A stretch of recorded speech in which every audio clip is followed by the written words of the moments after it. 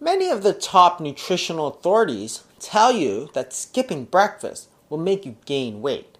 But is it really true? The evidence is coming right up. In the United States, you can find lots of credible authorities telling you that you have to eat breakfast if you want to try to lose weight. For example, the US Surgeon General says eating a healthy breakfast is a good way to start the day and may be important to achieving and maintaining a healthy weight. The Mayo Clinic, a very prominent group in the United States, also says skipping breakfast actually increases your risk of obesity. And the Academy of Nutrition and Dietetics says, want to trim your waist? Try eating breakfast. And it's not just in the United States. Authorities all over the world say the same thing. In the United Kingdom, they say skipping breakfast won't help you lose weight. In Australia, they say that consuming breakfast regularly is associated with lower levels of obesity. And in Ireland, they say when watching your weight, never skip breakfast. When you think about it, it really goes against common sense. How can eating an additional meal really cause weight loss? It's sort of like splashing water in your clothes to dry it. It really doesn't make much sense at first. Presumably, the only way you can do this is if eating breakfast makes you eat less food and healthier food overall. But as we'll see, this also is just not true. We can look at studies like this, which was published in 2019 and is really a combination of the best available evidence. Now, from this I mean randomized controlled trials. So there's lots of lower grade evidence, which are association studies, but they're very hard to interpret.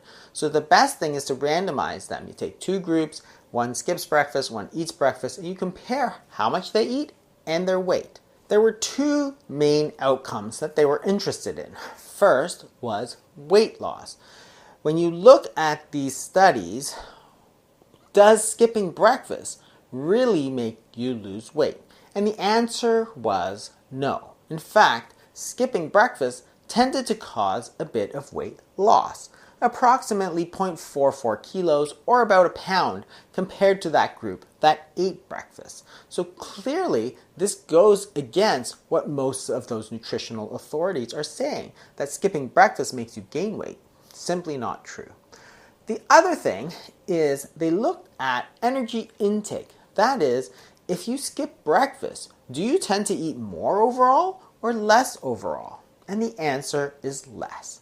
If you skip breakfast, you eat, on average, about 260 calories less per day over that full day. That is, when you skip breakfast, you don't tend to overcompensate by eating more at lunch or eating more snack foods during the day or junk foods or so on. And that explains the weight loss. If you're not eating more, then you're not going to be gaining weight. So the best evidence available says that skipping breakfast actually helps you lose weight by causing you to eat less, which is in direct contrast to what most people are saying.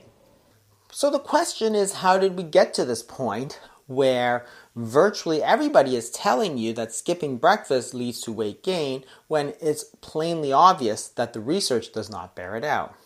And this study looked at how we got to this stage, and it was called Belief Beyond the Evidence.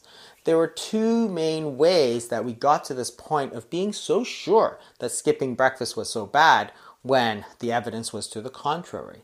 The first was something they called research lacking probative value. That is, there's a lot of association studies. That is, you can associate skipping breakfast with weight gain, but that doesn't prove that it's causal, only an association. Skipping breakfast does not cause weight gain, but there is an association. Now, there's lots of different things that can cause that association. Perhaps those people that skip breakfast were unhealthy in many other ways. Perhaps they tended to eat very late at night, or perhaps they tended to sleep in, or perhaps they didn't have regular exercise. So there's many different reasons.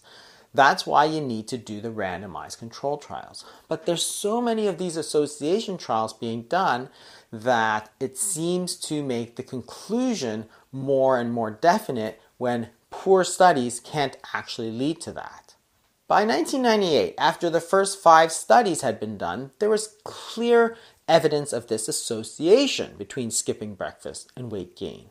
But because this was observational data, it could not prove causation. When they did those causation studies, they did not find any link. But yet, by 2013, another 83 studies were published showing the exact same thing. That's how everybody became so sure that there was this clear consensus when the data could not actually do that. The second major factor was that because of this preconceived notion that skipping breakfast caused weight gain, all the evidence was interpreted in a misleading way. So when they looked at these studies, they found that 60% interpreted studies in an explicitly misleading positive way, meaning that they knew that the data could not show what it purported to show, yet they were explicitly misleading people to tell them this conclusion that was not true.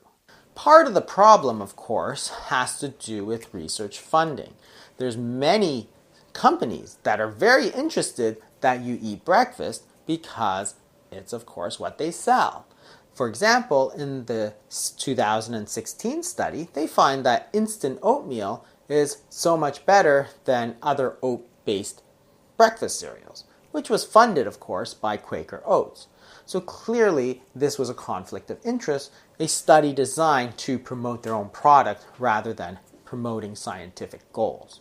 In this study by Dr. David Ludwig at Harvard University, they find that there's a very strong relationship between the funding source and the conclusion amongst nutrition-related scientific articles. That is, if you have a company that is funding the study, they are 7.6 times more likely to find a result that is favorable to that company. That's 761% higher rate of favorable results, just due to the funding source.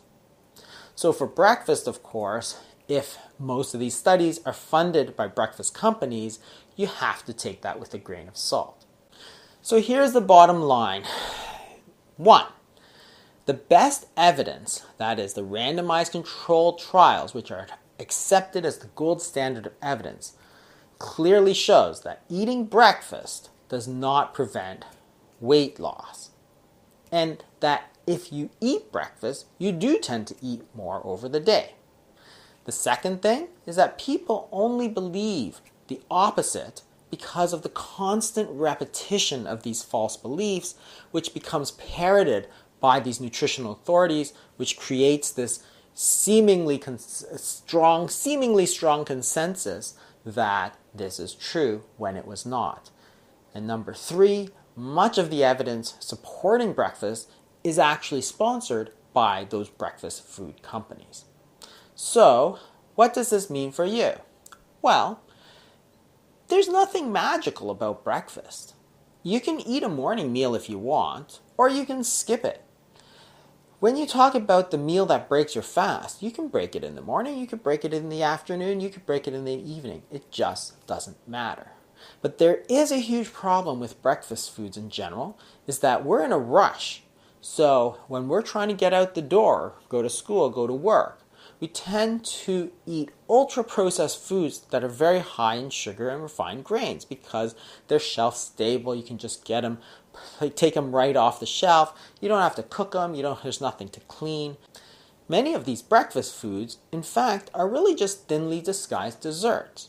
If you want to eat traditional breakfast foods, think about eggs, steel-cut oats, plain yogurt.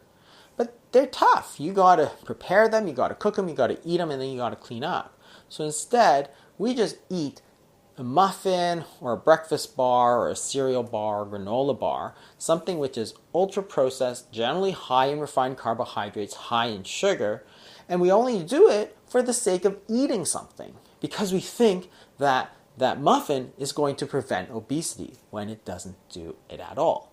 Children's cereals are the worst of all. They tend to be very high in sugar and very addictive as well. Thanks for watching, everybody. I hope you learned something, and if you did, maybe share it with a friend. They may learn something too.